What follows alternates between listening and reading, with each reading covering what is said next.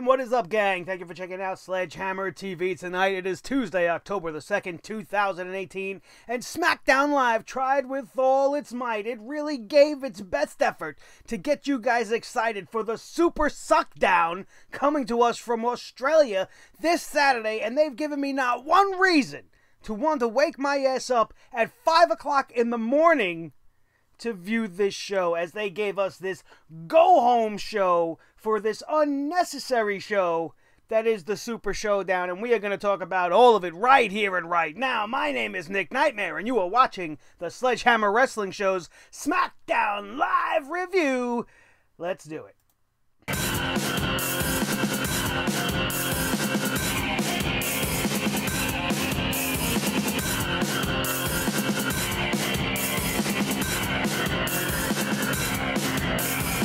Sledgehammer Wrestling Show.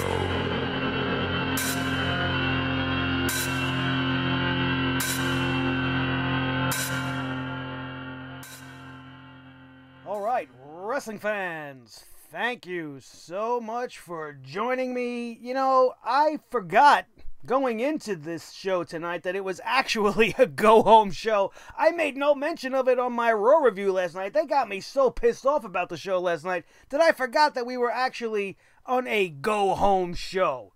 To a show that I'm not used to covering, this out of nowhere, randomly put together show for the Australian people that I really could give two shits about. Last time ever, Undertaker versus Triple H, who cares? You said that same exact thing to us last time, for the last time ever. You claimed you were ending an era, that we would never see this again. And here we are, seeing it again, just like once in a lifetime, John Cena versus The Rock, and then again, one more time, which means it wasn't actually once in a lifetime. The WWE throws these phrases out there just to try to get you hyped and amped up for a show that essentially means nothing. SmackDown Live tonight meant absolutely nothing. They did nothing to make me even give a shit about the Super Showdown any more than they already have last week or the week before that. Nothing has happened that really escalated anything that we are going to see this Saturday. And I'm giving you guys full warning right now. I may not get my ass up to do this at this time. For what reason? What's so important for me to crack my eyes open before the sun even comes up here in the United States to watch this shit? Why? What match are you looking forward to seeing the most? Are you going to wake up in the wee hours of the morning if you are one of the millions of people here in the United States that are going to be forced to do this? I know you guys in the UK are used to being, you know, watching these things late and probably are like, shut the fuck up, you American guy. We do this thing all the time. But hey, listen, 5 in the morning, after I'm going to be out late doing my House of Glory thing Friday night, what reason? I want you to give me a reason in the comment section down below. Do you have for me to wake up and get this review for this piece of shit show Saturday to you guys as soon as possible? I'll sit here and wait for it all night long. I don't care, because I don't see one reason to actually put myself out for this show. This company is in a shambles.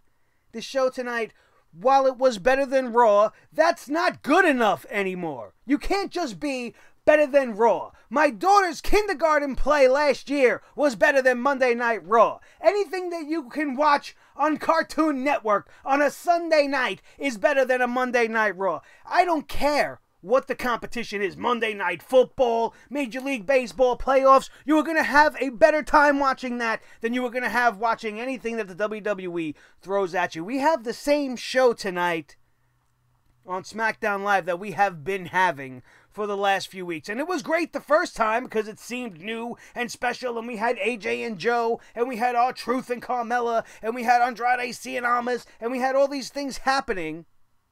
But now here we are in the same cycle, the same routine.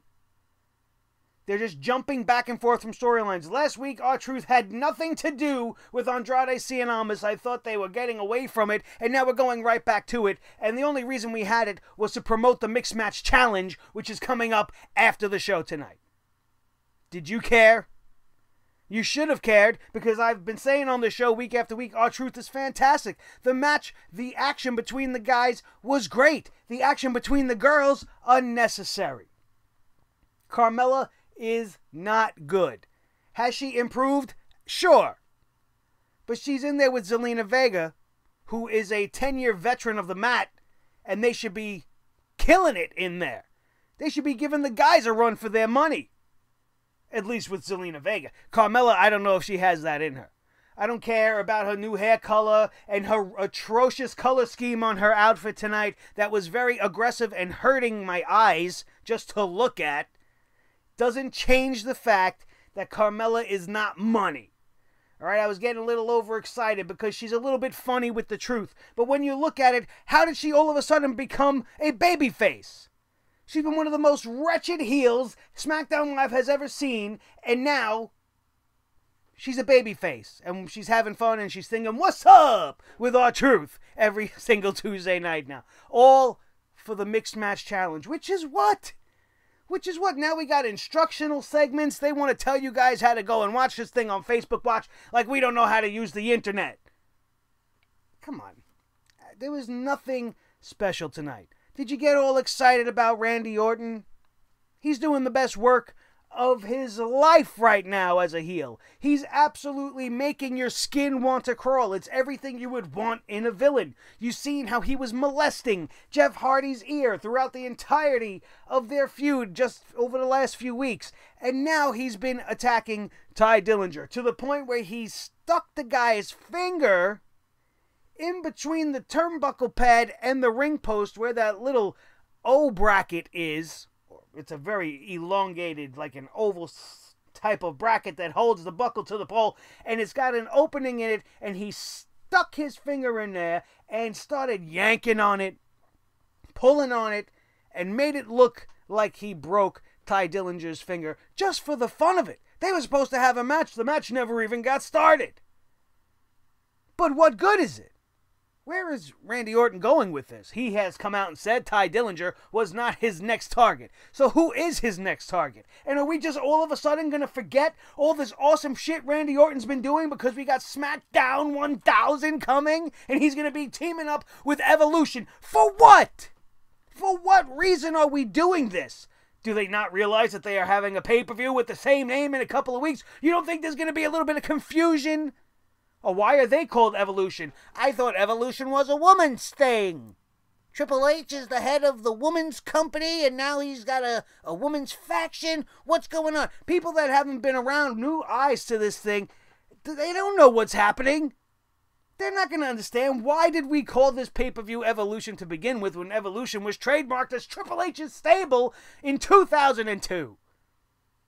Something we were picking on about it at the very beginning, and now it's rearing its ugly head because never did I imagine I was going to see the return of the faction of Evolution while we are on the build to WWE Evolution, and it makes no sense. Dave Bautista's been online absolutely shitting all over the WWE because he feels like he's left out, like that kid that was picked last on the dodgeball team when you were back in elementary school. That's how Dave Bautista feels. He's like, on the outside looking in. They don't invite me to things. They don't want me around, blah, blah, blah. So now they're bringing Dave Bautista in, which makes sense because Dave Bautista was a very big part of SmackDown Live. But how much of a part of SmackDown Live was Evolution? Not much.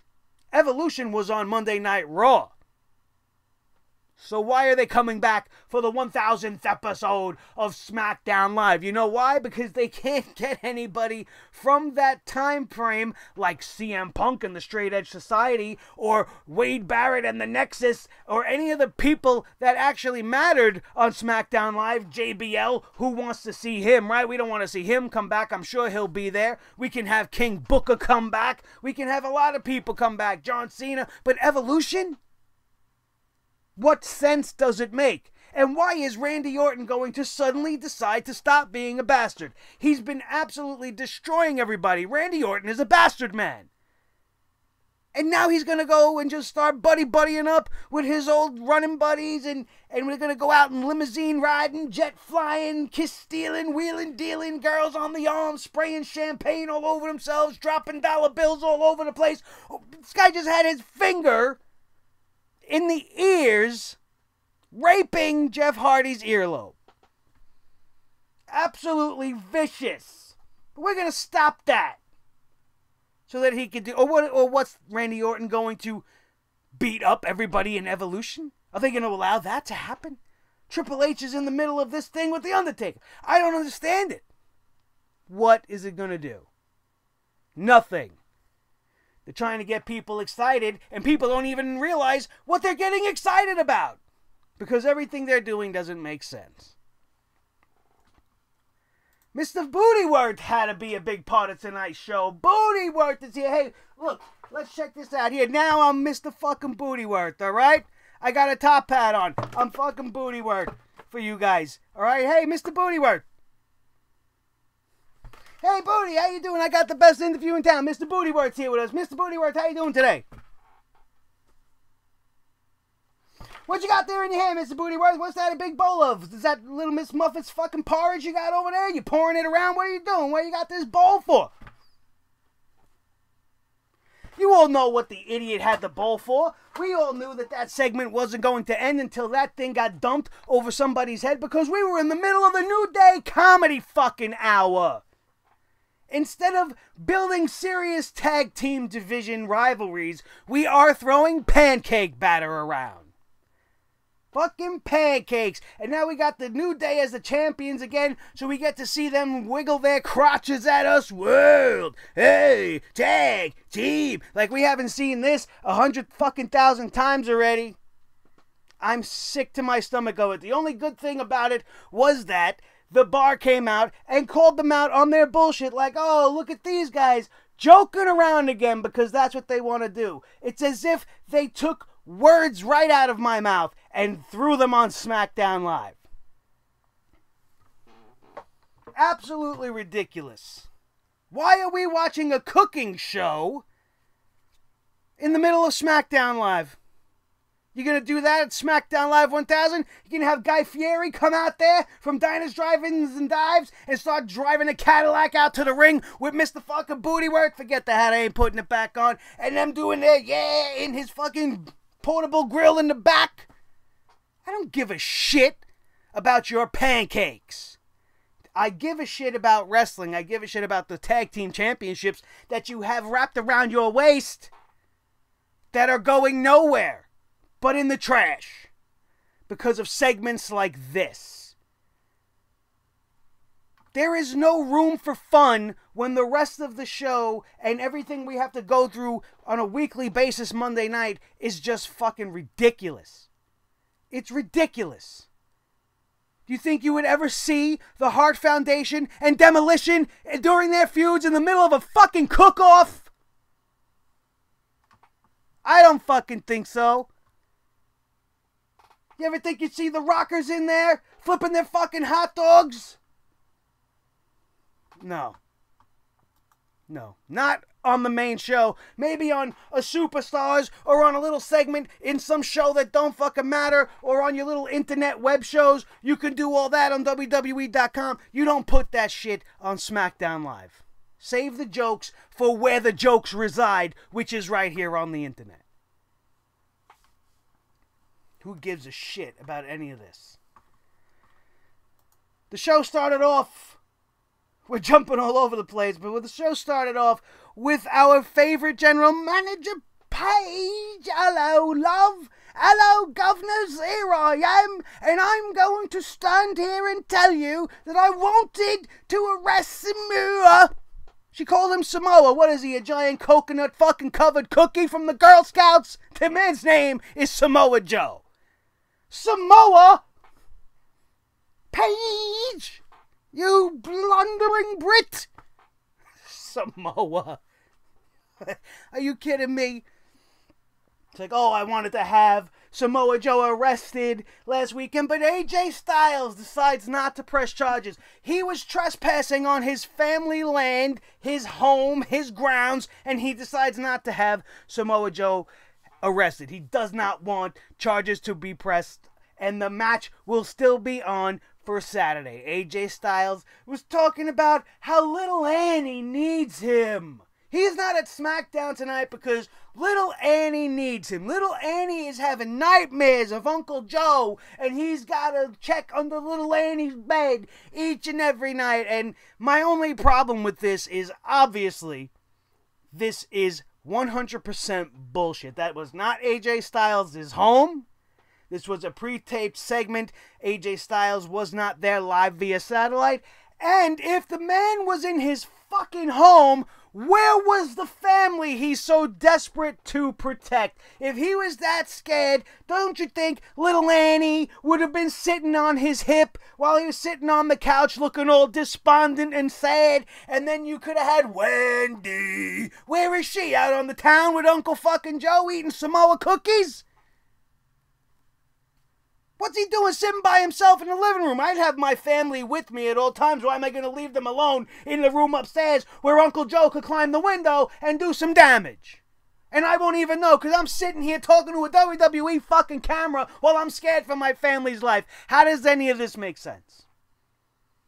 Doesn't make sense to me, and that's why I'm here, bringing the hammer down to you guys, because I need everybody to open their eyes. Was SmackDown Live a good show? Sure, I guess, if you like mediocrity. But what did we tell you guys about mediocrity yesterday? We don't accept that. Leads us to nowhere but the road to failure, which is not a road that I like to be on, and it's a road that SmackDown Live very much skirts along the edge of diving down. Because they're not doing anything different than they did last week. And by having AJ Styles in this bullshit interview and then not even see Samoa Joe, he's not there at SmackDown Live and he's not leaving his house till Joe is confirmed to be in Australia. Why not just have your family with you, bro? Get your family and take them on the road. That's what I would do. You're staying with me. He could get at you guys anywhere in the world. Why are we doing this? Why are we turning this into CSI Miami? Or whatever the hell fucking cop show. Insert cop show here. Law and Order. Drama. You know where the drama's supposed to be is in between the rings. In between the ropes of the ring, rather. Not on the Titantron. All for what? No promo from Joe tonight? No, he's got nothing left to say? He's on a plane on his way to Australia. 5 days before the show. How long does the flight to Australia take? Thought it was only like 19 hours or some shit. What's he doing 5 days early? Because AJ wants him out of town. And Paige said it was okay. I don't care. Aiden English. Aiden English wants to talk about one night in Milwaukee. And none of us thought this was going to be a true thing. Everybody knows this is bullshit. And this skinny little milky white man trying to get in the head of the Bulgarian brute with mind games. Anybody can see that coming a mile away, and that's fine. I appreciate the effort, but having a whole graphic and a thing for one night in Milwaukee just makes it seem so disingenuous. Why don't you try to blur the lines of reality just slightly by not doing things like having a graphic for something that just kind of happened? It just kind of came to be last week. I'm pretty sure the man was thinking on the fly. The character was supposed to be thought to think on the fly and be like, oh shit, I'm in trouble. What can I think of? Oh, I'll accuse Lana of an affair. Let's do this. And now we got everything ready to go. I'm surprised the graphic wasn't up and displayed last week. That's how stupid these people are. An unnecessary use of your resources making a graphic for this segment. You should have just had it begin and end the exact same way it did without any of the extra bullshit. And it actually went on way too long, if you ask me. We should have just had the damn video shown by Aiden English, and then you can cut to Rusev and Lana with all their confusion in the back, and that's it. Because what was that video? What was it? We got to hear him singing again. Of course, we have to hear his milky voice, right? And then Lana comes in, right? She's looking like, hey, we got to talk. And what does she say? I want you, not in the proper inflection that you would think that the girl wants to bang somebody. She didn't go, I want you. Or she didn't go, Aiden, I want you. No, she was just like, I want you. Like, obviously something was coming next. Why Rusev would react in such a manner when it was so sloppily cut. Makes him look like a fucking idiot. She's trying to tell the man flat out, there's more to this video. I say more than I want you. And Aiden English, doesn't want to show the rest of this video. Why? Because he's got TMZ exclusivity. Bullshit. We all know that's bullshit because this is not real. Are we skirting the lines of reality by involving a fake thing like a TMZ storyline, or are we not? You can't do both. We can't have a show that's based somewhat semi in reality and then just completely go off the rails with all the rules with everything else. It makes everything come off all jumbled up and mishmash. And I don't care. I should be caring about these things. Perhaps you do. I don't. What else happened on this show? The only good thing about this show, Shelton Benjamin versus Daniel Bryan, was a fucking great match. And what do you expect? Shelton Benjamin, 5-star athlete, the gold standard. They don't call him that because he sucks at wrestling. Daniel Bryan, those two words put together speak for themselves. I don't have to say anything to tell you guys how good Daniel Bryan is. You put these two guys in the ring, Shelton Benjamin has probably been chomping at the bit for an opportunity to show that he's not a fucking tag team lackey, that he's not a comedy act, that he's still here to wrestle and should be taken seriously, and a match like this was great. Even the involvement with The Miz, which we all knew was going to happen as soon as his veneer-covered smile let us know that he was going to be ringside on commentary. Everybody knew how this match was going to end, but I was alright with it because the match that we got between these two was great. I wish they would do more stuff like this. I wish they would develop Shelton Benjamin into a full-fledged heel persona so that he could go against guys like Daniel Bryan and Ty Dillinger and some of the popular baby faces of this generation and do what the guy can actually do. Imagine that. Imagine it. Shelton Benjamin is great, and he proved it in this matchup tonight. The only thing on the night that was really, truly enjoyable. What else did we have? Asuka versus Peyton Royce, which, ladies and gentlemen, like Monday Night Raw last night, was another unnecessary, undeserving, and unneeded main event matchup for your go-home show to a big-time pay-per-view, the SuperShowdown. Asuka versus Peyton Royce. That's almost as bad as Bayley versus Alicia Fox. However, Alicia Fox can't wrestle her way out of a paper bag, so that's an absolute slap in the face to Peyton Royce and to Asuka to compare either one of them to her. But the match meant about as much as that one did last night. It meant nothing.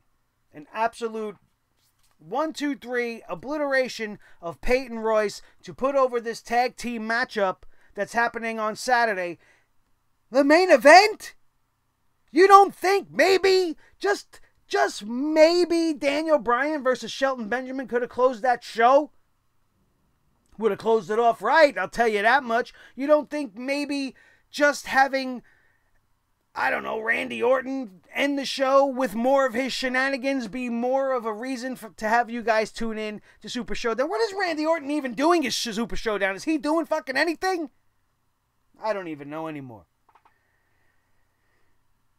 After this ridiculous women's match, which saw Asuka tap out Peyton Royce very, very easily, we had more women's stuff going on. We had them push the women's main event for the Super Showdown. Becky Lynch versus Charlotte Flair in another segment that absolutely backfired on WWE with their true intentions. Becky Lynch coming out there being the continuous, smug, arrogant, entitled champion, trying to talk down about the Queen Charlotte Flair, trying to tell everybody that she now runs the women's division. She needs to be the one that's being featured on the posters and highlighted in the ads and given toys, not Charlotte. She's out there getting photo shoots and this and that. I'm the champion.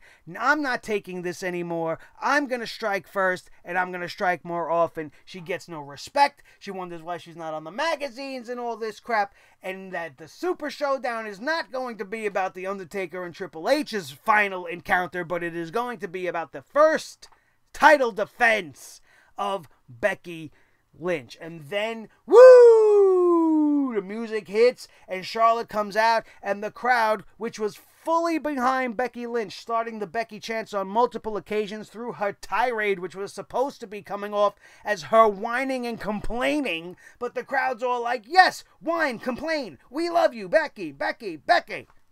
And then Charlotte comes out to play the triumphant hero, to defend her own honor, because she didn't like the picture on the poster.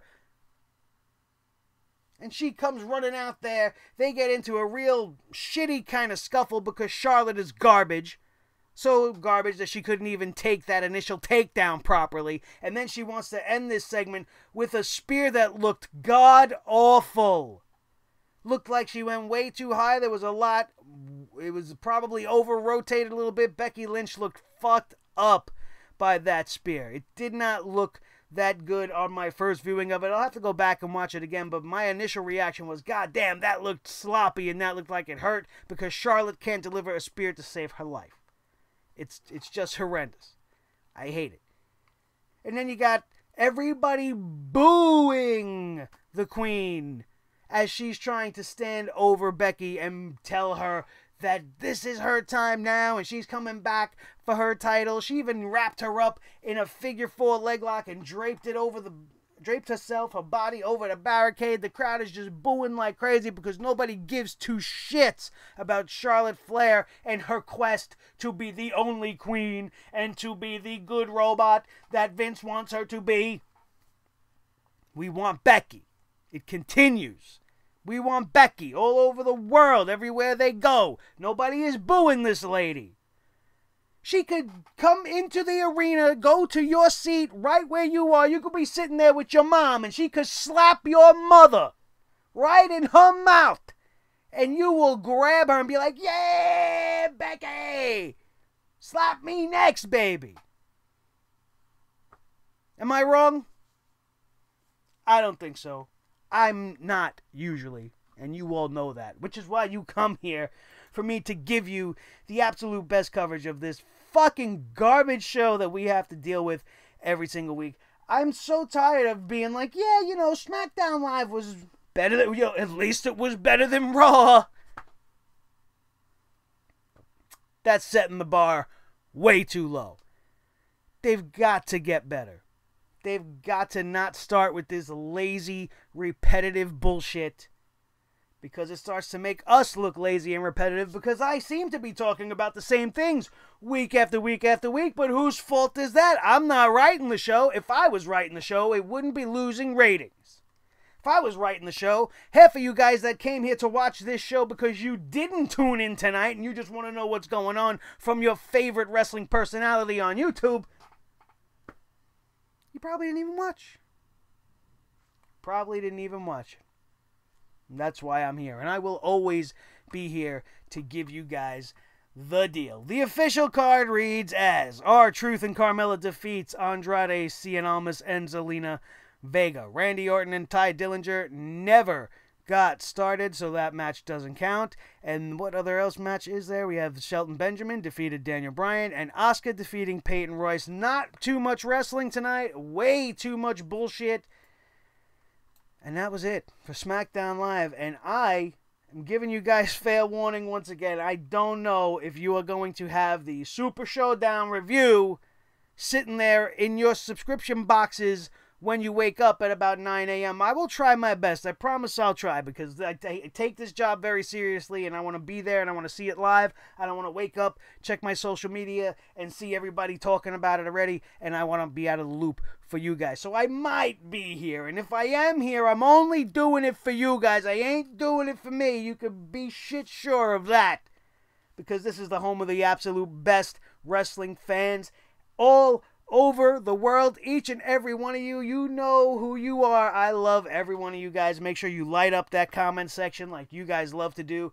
Always smash that like button. We are at the 30-minute mark just about right now, and if you are still here and you enjoyed today's show, make sure you let me know by hitting that thumbs up right now. Share this video with each and every one of your wrestling buddies all over the wrestling world, especially if they're getting a little sick and tired of letting SmackDown Live get away with just being better than a steaming pile of trash.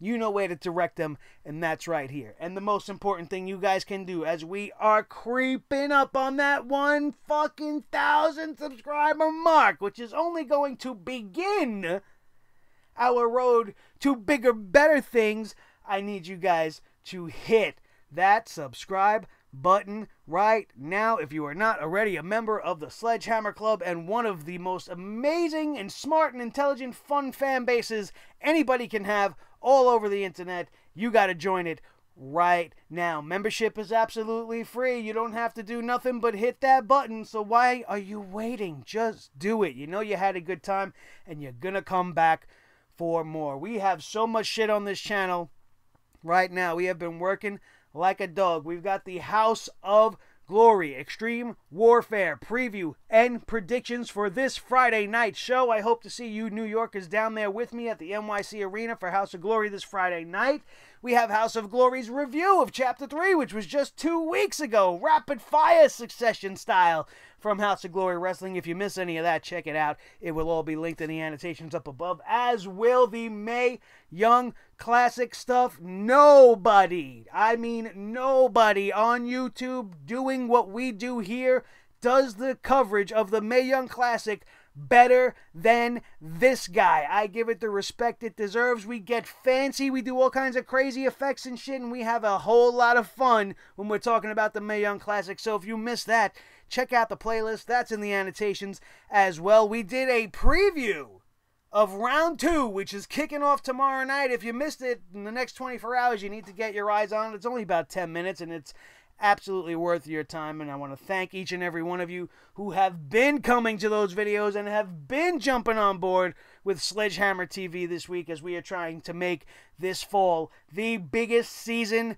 of the year for this channel by reaching our goals and exceeding them, because the acceptance of mediocrity is the first step on the road to failure. That's not what we're about here. Thank you guys also very, very much for being here and indulging me in all my madness. And don't forget to go vote in last month's battle for the subscription box showdown champion, that WrestleCrate versus that wrestling club. And it was the best battle I've ever had, and I need you guys to help me pick a winner. That is all I got. My name is Nick Nightmare. This is my team, Thor the Sledgehammer, the wrestling god of thunder, and the official Sledgehammer of the Sledgehammer Wrestling Show. His tag team partner and my little buddy, the world heavyweight champion of microphones. Hey there, Mr. Blue. We're so pleased to be with you. Thank you all so very, very much. That is going to do it. We are out of here, and we will see you tomorrow night for our review of the Mae Young Classic, episode number 5, as round 2 begins right here on the Sledgehammer Wrestling Show. We'll see you then.